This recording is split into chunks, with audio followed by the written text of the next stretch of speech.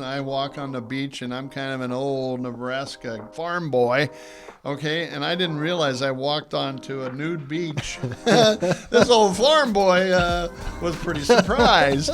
So that's my... That first time's always a surprise. Yeah, It's a shocker. there were certain guys that should not have been on a nude beach, let me tell you. Welcome to this week's edition of the Weekly Traveler. We're going to have fun today, Paul. We're bringing the top 10 international destinations that were searched on Google for travel in the month of June, July, and August. We're ready to go. How about you? Let's do it.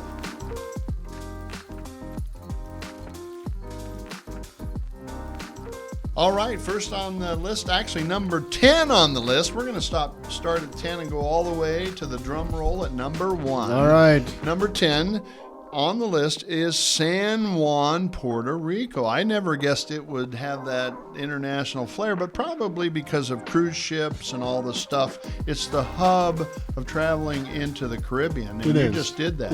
Yeah. So, but it kind of does. Is it really international? Yeah, it's kind of domestic. Yeah, it is kind of a domestic. So it's interesting that they laid that out there. But no, it's no surprise. I mean, beautiful beaches, fairly easy to access, doesn't require a passport, which is why I question if it's international. So, but no, it is beautiful, and it's been a couple years since they've had a hurricane, so it's probably in better shape this year than it's been in quite a while. You went to... I went to St. Thomas, but I had to go through San Juan. Yeah, everything kind of goes through San Juan, doesn't it? If you're going to the smaller islands, that's kind of the hub. That or Miami. Did you get a little plane out of San Juan? Yep, it was a 10-seater. 10-seat? 10-seater double prop. Woo! Yep, you want to get comfortable or snuggle in with the stranger? That's a way to get to do it. All right, number 9 on this week's edition of the Weekly Traveler list of the top 10 international destination as listed by Google that was searched for travel in June, July, and August. Really surprised me. Madrid, Spain. I mean, Madrid is a great city, of course, but it just surprised me. I never thought it as to be the top 10. I've never been, so it's one of those places where I'd like to go and experience it, but I can't give any feedback as to why it wouldn't be on here. So it's got great art museums if you're thinking of art. Well, and I'm also guessing, based on the demand to get to Europe this year, it may be something where there's better values than some of the others. So, I mean, there are a lot of different factors that could play into that. You bet. This list is put together by Google and tells of all the search. So it can't be wrong. Well, it is actual search, but doesn't mean that people travel there, right? So with that, number 8 actually didn't surprise me too much because I know out of the Midwest, this is one of the most popular destinations that we do, and we do several tours to it every year. Dublin, Ireland. Yeah, it's a great place. It's a little cooler potentially during the summer than some of the other areas because you've got some coastline. Yep. But the nice thing there, you don't want to necessarily drive there, but you speak the language. Yeah. So when you're looking at jumping the pond, that's a comfort thing, and I think that's why, to your point, Midwesterners feel comfortable going there. A couple of years ago, we took a big football group over there to watch Nebraska play. Who did they play? Northwestern. Yeah, we tried to forget that. Forget that game. But it was perfect weather. It was hotter than heck over here. We went over there. I think you and I said, why aren't we coming here every August? Every August. Yep. And we should do that. Yeah. I mean, we'd be silly not to. But the crowds are big in August. But you can get out in the countryside. I mean, that's what Ireland has to offer. It's the beauty. It's the green islands. It's got the people and the culture. And that's where the fun is you wander into a pub for dinner and all of a sudden you're meeting a local. And they love talking U.S. politics. So you can have a lot of fun with that. Yeah, we used to go to a bed and breakfast over there, and this Irish man it was amazing. Every night at 10 o'clock, we could be talking just like this. He would get out of his chair when the clock struck 10 and head to his pub. Yep. Every night at 10 o'clock. Well, he might have been the guitarist that everybody was waiting on, and that's part of their routine. Yeah, bring your guitar. That is fun to watch the ebb and flow of musicians at a pub in Ireland. Hey, number 7, this week's list of the top 10 international destinations. This is the Weekly Traveler. Executive Travel's been in business now 38 years. We primarily a travel management company, but we do tours. We do have a division of the of the women of the Midwest that does women-only tours. We do couples tours. We do vacation travel for people. But our bread and butter is corporate travel management. We do that all over the world. Yep. We just have fun here sharing things about travel. People love to talk travel, and Paul and I like to share. Well, we like to travel. So then we got lots to talk about. Indeed. Okay. So, number 7 on this week's top 10 list of international destinations for travel this summer, Barcelona. I love this city. It's a fun city, and the rest of the world loves it too, obviously. Yeah, it's another one I haven't been to on the list. So what? That's somebody has to stick around here and work.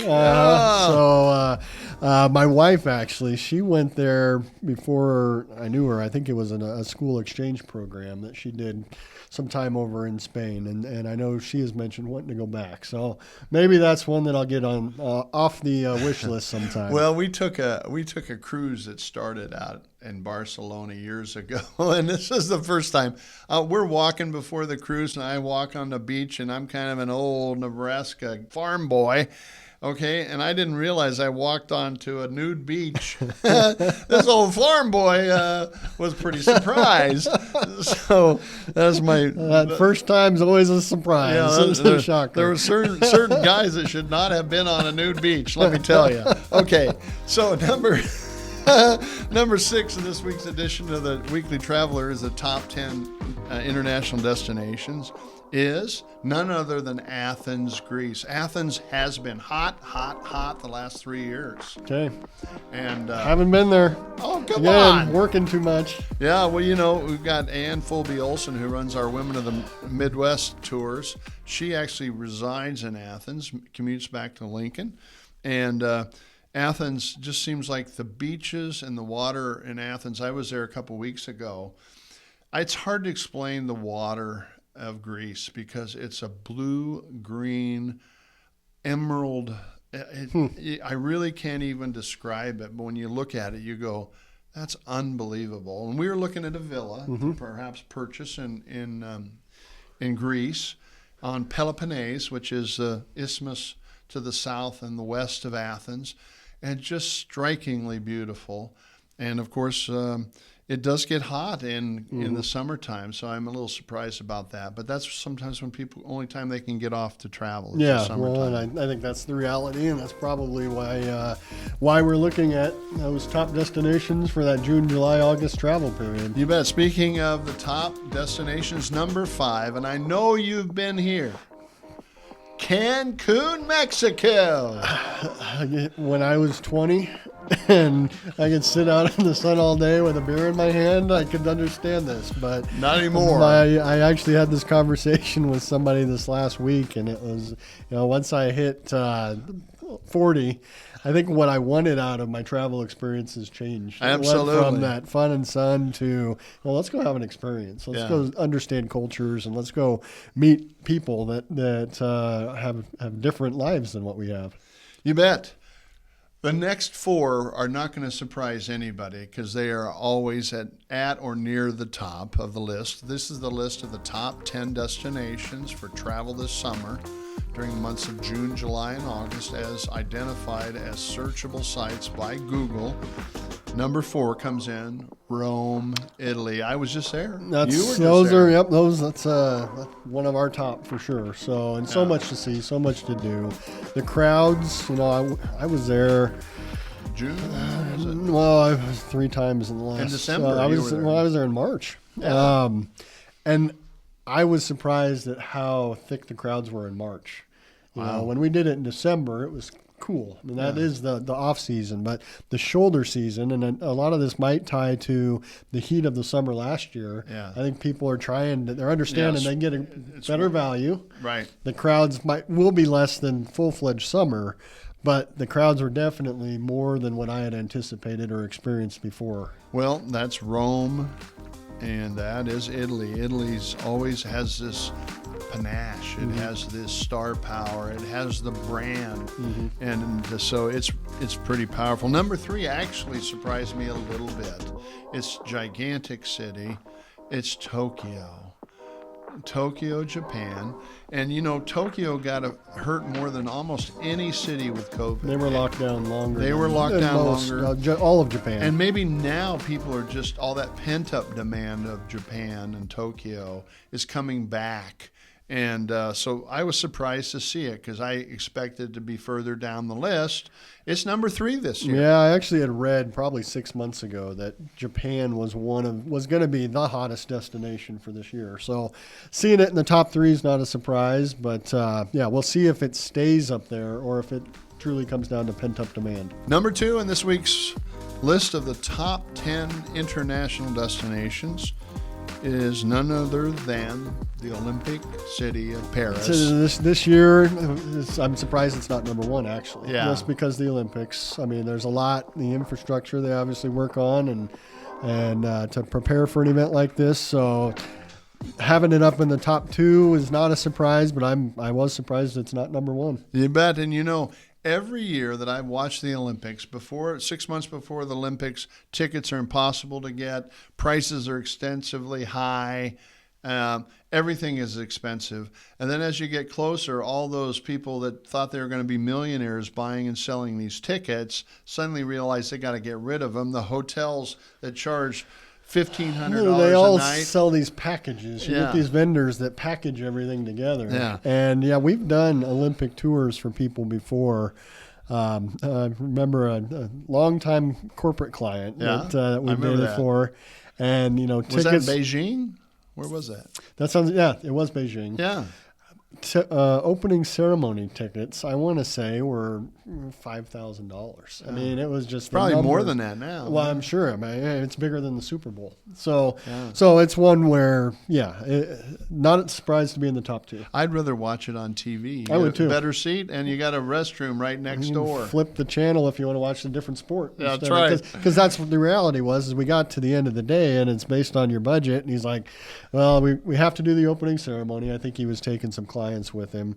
But then he's like, based on the budget, this is what the rest we have to work on. So then you end up at wrestling or weightlifting and things like that aren't your ideal. You don't get to go do swimming and some of those other things. One of the things that we realized also with France this year is this is the 80th anniversary of Normandy. Oh. And so we're actually having an 80th anniversary Normandy tour with the National Guard Museum out in Seward. So with Jerry out there, so there's also additional activities in addition to the Olympics there. So that's number 2. Number 1, are you ready for the drum roll? Are you ready? You going to plug that in there, Ryan? That drum roll? Yeah, well, I need to acknowledge our great technician, Ryan Swihort. Many people call him #Snurdly. I just call him Ryan. He's got a smile on his face, and he's happily doing all the keyboard stuff. It's golf season. He always has a smile on his face. I know. He's golfing. Actually, anytime after 2 o'clock, he says, I got to go home and work. Yeah, sick. Sure. Kids are sick. Sure. Okay, the number 1 destination in the world internationally as identified by Google search for months of travel in June, July, and August is none other than London, England. So, that reminds me of that old song. Here comes the song. No, I better save it. No song today? No. So I'm going to save the audience. We're going to save the audience. It's been a couple weeks since they haven't had to hear you singing. I think it was called England Swings Like a Pendulum Do. Bobby's on There, bicycles, found it. 2 by 2. Westminster Abbey, the Tower of Big Ben, the rosy red cheeks of the little children. Sorry, everyone. We thought we were saving you. Hey, London is always at or near the top. I've never been. I've been through the airport. I've never been outside of the Heathrow, airport. that's all you've done? And I think I was 14 years old. Come on. And all I remember was, and I don't know if this is still the case today. I know it is in many parts of the world, but you had armed security in the airport back 34 years ago. You bet. Well, London is the number 1 worldwide. I've got 3 takeaways from this list of international travelers. Let's note quick. So we did last week the top 10 domestically, and this week we're doing the top 10 internationally. Well, actually, Rome, Tokyo, Paris, and London, if you combine those lists, those were the top 4. So when we get back to Europe travel or international travel being the summer focus, that's kind of what that would tell you on the list. Yeah, and you said this, is that people have moved from traveling within the U.S. to traveling in Europe, aren't they? Yeah. And well, internationally. When you look at airfares, I've got a meeting in New Orleans next month, and airfares are $700. You can get to Europe for $800 or $900. Yeah. So why wouldn't you take that and go have that experience? Or drive to New Orleans, one of the two. That doesn't sound like fun. No, but you drove to Kentucky, right? Yeah. That was a destination I enjoy. Yeah, takeaway number 1 from this top 10 list. Cancun is the big loser on this. They've fallen all the way to number 6 from number 2 in the past year. Yep. I think, that's just laying on the beach and getting drunk is getting old. Yeah, well, yeah, it's one of those, and during the heat of the summer, doesn't sound like fun. Yeah, and takeaway number 2, this week's list of the top 10 international destinations.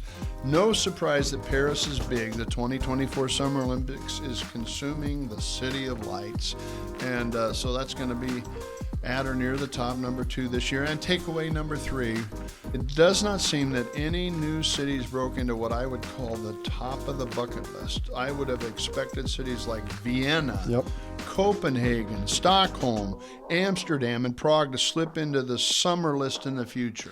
What I think. If we have another heavy season like we did last summer, I think these will be the next ones people get on their list. They're going to have seen the ones that are already in the top 10, and they're going to want to go experience something new. And especially Scandinavia is one of my favorite areas of the world. So I think that's something to where, that'd be an opportunity if we have another hot season like we did last summer to be able to break away from some of that heat as well. With that, ladies and gentlemen, thank you for joining us this week on the Weekly Travel Alert by Executive Travel. I'm Steve Glenn. I'm Paul Glenn. Please like, subscribe, share, and add any comments on topics that would be of interest to you for a future episode. Thank you for joining us, and we'll see you next week.